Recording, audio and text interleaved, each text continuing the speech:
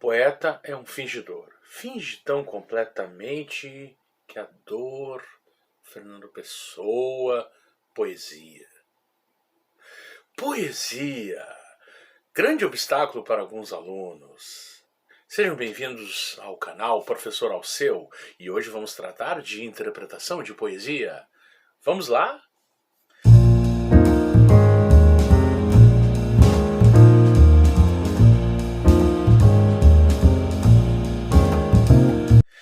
Muito bem, alunos, muito bem, amantes da língua portuguesa, da literatura. Na aula de hoje, então, eu vou dar um método, umas dicas, como interpretar poesia, para que tu chegues no teu teste, na tua prova, no teu Enem, no teu vestibular, com algum tipo de método que te ajude a bem interpretar uma poesia, né? a achar as pistas que o autor traz dentro da sua criação, né? Então vamos a esta aula, né? Vamos ver. Então, interpretação poética. Mesmo sendo a poesia um ambiente onde reside o subjetivo, desde a sua criação até a interpretação, os vestibulares tendem a usá-lo, né? Então é importante que o aluno esteja preparado. Então eu estou aqui trazendo para vocês um método que eu criei, né, que eu acredito que ajude os meus alunos a bem interpretar uma poesia. Então são eles, né? Ler de 2 a 3 vezes esta poesia, conhecer o autor, conhecer a sua estética literária, identificar figuras de linguagem e observar a gramática. Vamos ver cada um deles. Esse é o vídeo um pouco mais longo, né? Então é um vídeo de estudo realmente, onde a gente vai aprofundar aqui, eu e você aluno, e ao final tem uma novidade, né? Eu disponibilizo uma chave Pix para que, se tu queiras contribuir para o canal, né, gostou do trabalho, tu queira voluntariamente contribuir, tá bom? Muito obrigado. Vamos lá então. Então ler 3 vezes, né? 3 vezes é um preciosismo, mas dependendo do teste que tu tenha, é possível. Normalmente são testes bastante longos, pesados, que não há essa condição. Mas uma leitura com atenção, 2 vezes você consegue. Então a apresentação, né? Foi apresentado, né? A prova te apresentou aquele poema, certo? Então é aquela leitura de apresentação para ver o que realmente há ali. Aí a observação detalhada numa segunda vez, né? Onde tu vai detalhar, se aprofundar um pouco mais nos detalhes, nos pormenores, nas palavras que estão sendo usadas. E é uma observação minuciosa, né? Onde tu já podes até mesmo responder, dependendo do enunciado. Conhecer o autor. É muito importante que o aluno entenda que os autores que são elencados dentro dessas provas são autores consagrados e com uma característica, com uma personalidade. Então, se tu entenderes, compreenderes, conhecer principalmente esses autores, fica mais fácil, né? Cada autor normalmente está e quer estar inserido numa época, em um estilo de época. O que lhe limita também o consagra, né? Então, como uma assinatura que pode ou não ser comum. E é essa assinatura que tu deve explorar, tentar conhecer. Quanto maior a tua gama de autores conhecidos, melhor. São muitos, né, dentro da literatura brasileira, certo? Mas quanto mais tu conhecer, melhor. Conhecer as estéticas literárias, estéticas, escolas literárias, não é mesmo? Então, se tu conheceres a época que esses autores estão inseridos, fica mais fácil, né? Relacionar essa produção poética, né? Tu vai conseguires achar essa cama literária, vamos dizer assim, aonde o autor escreveu. É importante que tu saibas que dentro desse tempo que os teóricos fizeram aquela linha, né, que tu vê muito em livros didáticos, que foi organizada para estudo, para facilitar o estudo, ela também tem um contexto histórico.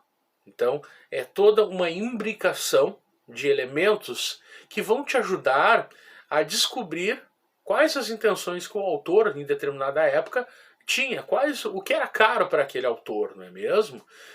Então, se tu souberes que o Barroco é uma estética dos contrastes, tu vai conseguir achar uma figura de linguagem que, ou até mesmo palavras que vão remeter a esses contrastes, não é mesmo?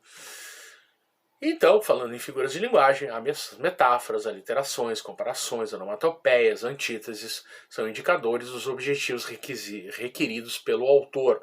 Então, cada autor brinca com essas palavras, e isso é importante que tu consigas identificar para saber qual o objetivo que esse autor quer. Né? Então tu tem que saber as figuras de linguagem, dominá-la, né? Se apropriar das figuras de linguagem usadas pelos autores. Uma dica importante, que algumas estéticas e escolas literárias usam mais, outras menos. Por exemplo, o simbolismo usa a literação, usa a musicalidade. Né? Como eu falei, o barroco, né, vai usar antíteses, paradoxos, né? E assim vai.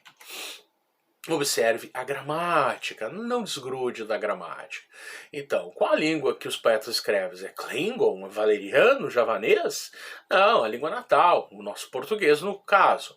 Então, observe os substantivos, artigos, colocação verbal, nominal, regência e as figuras de linguagem, como eu falei. Observa por que esse autor escreveu desta forma, daquela forma, por que ele deu ênfase, por que ele está repetindo, qual é o motivo, qual é o objetivo que esse autor quis destacar. Vamos a alguns exemplos, né, para exemplificar, para mostrar para vocês. Então, a onomatopeia, que é uma figura de linguagem. Vamos a um poema de Mário Quintana. Canção da Garoa. Em cima do meu telhado, perulim, lulim, lulim. O anjo, todo molhado, soluça no seu flautim. Então veja que a onomatopeia perulim, lulim, lulim traz uma leveza, uma brincadeira com as palavras que é característica muito do Mário Quintana, poeta do modernismo, gaúcho, e que, veja bem, é uma característica que tu vai identificar de pronto, certo? É apenas mais um exemplo. Vamos aqui a um outro, eu pulei um aqui, né, até para o vídeo não ficar muito grande. Mãos Dadas, do Drummond. Veja, eu vou destacar aqui, não serei o cantor de uma mulher de uma história. Não direi suspiros ao anoitecer, a paisagem vista na janela. Não distribuirei entorpecentes ou cartas de suicida. Não fugirei para ilhas, nem serei raptado por serafim. Veja então a repetição do não, não, não, não. Então essa repetição tem um porquê. Aqui ele estava falando justamente, enfatizando que ele queria uma poesia mais moderna, uma poesia para frente. Ele está se referindo aqui talvez a um romantismo, a estéticas ultrapassadas, né? Então, o não aqui, ele tem um porquê. E aqui, um Álvares de Azevedo, Se Eu Morresse Amanhã. Então, nós podemos observar aqui a hipérbole, saudades, morreria, é um exagero, né? Que se tu veres bem, é uma característica do ultrarromantismo, do romantismo.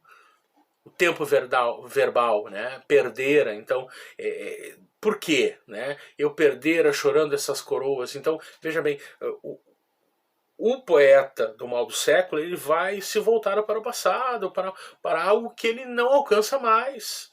A linguagem arcaica, nalva, louça, né? Então tu já vê que é um poema com uma certa idade. E o mal do século, Se Eu Morresse Amanhã. Ok? Então, seria basicamente isso, seria as nossas observações aqui do canal, para que tu tivesses, né, para que tu tenhas, na verdade, pistas, na verdade, de como que o autor se comporta perante a sua própria criação.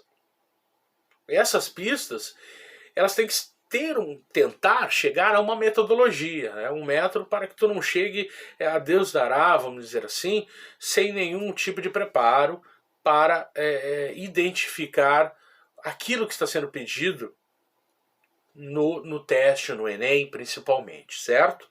Então, uma metodologia, são dicas que o professor Alceu criou, né? E que estão aí à disposição para cada um de vocês, tá? Ao final, então, a chave Pix, se você quiser contribuir com o canal, se gostou do material, fica o meu agradecimento. Tchau!